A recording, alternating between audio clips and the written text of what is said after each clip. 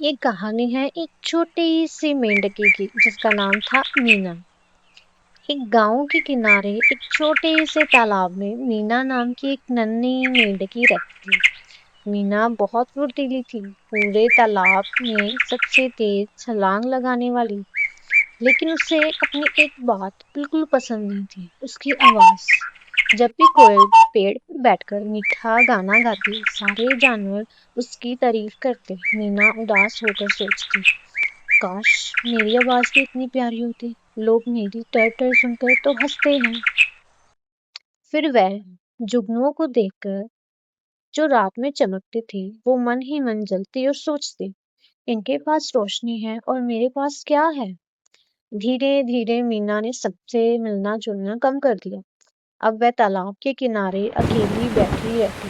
उसकी माँ समझाती, बेटा हर किसी को अलग हुनर मिलता है, लेकिन मीना को अपनी कमी ही दिखाई देती। एक रात गांव में भयंकर बारिश हुई। तालाब का पानी तेजी से बढ़ने लगा। तेज हवा से पेड़ों की डालियां टूटने लगी। उसी समय एक छोटा खरगोश खेलते खेलते तालाब के पास फंस गया।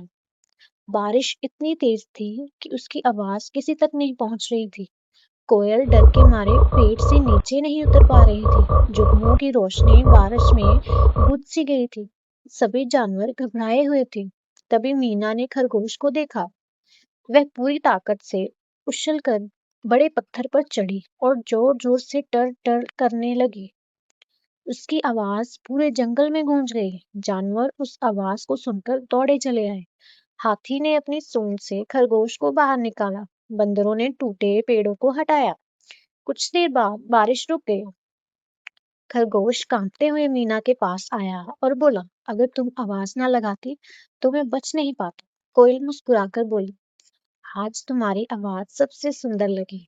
एक बूढ़ा कछुआ धीरे से बोला, जिस चीज को तुम अपनी कमजोरी समझ रही थी, वही आज किसी की जान बचाने का कारण बनी। मीना की आंखें भर आई।